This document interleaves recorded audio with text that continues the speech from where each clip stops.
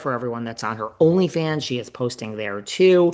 But it doesn't seem that Aaron, who is literally speaking out on his own, doesn't seem that he has an attorney. Like, who is represent who? Someone needs to tell him stop talking. We'll get into Denise and Aaron later, and we'll get into it tomorrow as well. But they're almost working towards a custody agreement. And apparently, Jesse wants to be paid back half because he paid for the whole wedding, which was like around 150K. And I guess he wants 75K. And Andy steps in and says, did you mean good intentions when you paid for the wedding? Were you happy when you married Michelle and paid for the wedding? Well, guess what? Perhaps you should not ask for half of it back. And he also wants half of everything else back or something else. And she wants money back, and it's tit for tat. And Andy's disgusted again. And just Jesse says he wants to simplify things and move on with his life. Just move on with your life, people. Just move on with your life. Okay? That's what I say. There you go. What else can I tell you? Andy, I think Andy though kind of has a hard on for Jesse. He seems somewhat interested in him, and he's just amused when Jesse talks, although he is holding his feet to the fire. So there is that. Anyway, the main reunion is Brittany versus Jax, and nothing really new that we haven't heard of. Although, I thought this was interesting. Brittany brings up Jesse, your girlfriend doesn't like you. She hates you. She speaks bad about you. She was at Tom, and she ran into his girlfriend, and she's like, I actually felt sorry for you, and I felt uncomfortable for you. And apparently, Brittany and Jax have not slept together in a long time. Let me stay on topic. The girl also said, the girl that's sleeping with Jesse that he's dating, that they don't sleep together, and Brittany felt bad for him and she doesn't want to be on reality TV.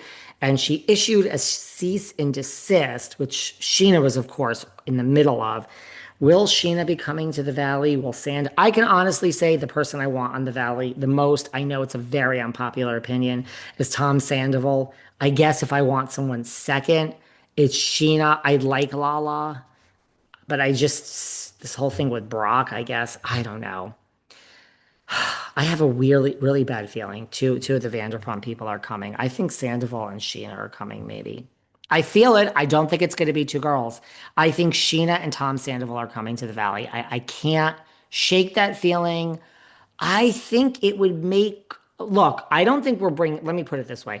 If Tom goes to the Valley, we are not bringing Tom Sandoval on to hate him. Like, they will give him that edit. I think they will give him the redeemed edit. Granted, if Jax leaves, we need somebody, especially if they get rid of Janet. So we need a villain. So maybe they are going to bring Sandoval. None of this is confirmed. I just think I have a weird feeling Sandoval and Scheana are coming. But maybe Jax will be the villain. Maybe we need a villain. It'll be Danny and Nia, and they're all rainbows and flowers and boring.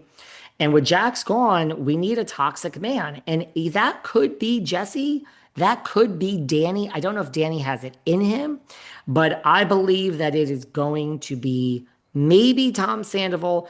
I personally think the much more interesting edit would be to bring Tom Sandoval onto the Valley and give him the redeemed edit that you gave Kristen, and Kristen really has been redeemed. I'm sorry. I think seeing Tom and Victoria and Kristen and Luke, to me, would make good TV. I would like that friendship. I think Kristen is so mellow and she's so happy in her life. She doesn't hate Tom. Tom has reached out to her with the baby, reached out to Luke. I think bringing Tom on and watching Tom get along with Kristen and vice versa would be interesting. If you also brought Scheana on, Scheana and Tom are going to have to kind of reconcile everything that's been happening. I find that to be interesting. She revealed in her book the only person that really called production and said, you gave her a pay cut in season 8. You gave her a pay cut in season 10. She needs to come back on, and you need to make her a full-time cast member. And I mean, she always was, but you need to give her the same. Tom was the one that kind of advocated for her. So really, I don't know. I think Scheana and Tom repairing their relationship would be interesting as well. I don't know. I see it. I want Scheana and Sandoval on the Valley. I have a weird feeling that's going to happen. It's going to be the two of them. I can't shake it. I'm sticking to it. Anyway, cease and desist and this and that. Jax and Brittany, basically, this is the longest Andy asked, and this is the longest period of time that she has ever been with Jax without, like, the longest period of time she's ever been with Jax since kind of they separated. And I love when they do these flashback montages. Jack says he's going to a therapist. And Andy says, well, you saw four therapists per se while you were on VPR. And they flashback to when Jax was hot. And they do the VPR montage saying that some people are addicted to drugs and alcohol. I'm just addicted to sex. Seems like you're addicted to it all, buddy. And even later in the episode, they do a flashback to Schwartzy's wedding when they're saying, how did this boys chat originate? There you go. One thing is for sure from watching this that I took away, Brittany absolutely fucking hates Jax. And that's the end of that. They ain't ever going to be back again. Not going to miss Jax. I think he was good TV. I don't see how this show or story could have moved ahead with Jax. I'm okay. I think it's funny that Jax also has cried over the years. Um, Zach reaches out. Jax is like, you shut up on that side of the fucking couch, dude. It's my show. Well, not anymore. They're fighting, and then we get into the whole Julian of it all. Lala's ex, Jax's friend. Brittany went out and slept with him. There were no rules for who you can sleep with. They were separated. He was in the friend group. Jax went crazy. This is what was interesting. When we heard we heard about the coffee table, but apparently he threw the coffee table, he threw bar stools, he broke a laptop, he broke her phone, he gave her a black knee by throwing the coffee table, and he threw her into the rose bushes. So, yeah. And then, like, when they go down at the end and she's drug testing him, and that's why he gets to see Cruz every Tuesday or Wednesday and every other weekend. So he's seeing his son once a week and every other weekend. That she's just doing. She never wants to take her son away from his father. That's a good mother.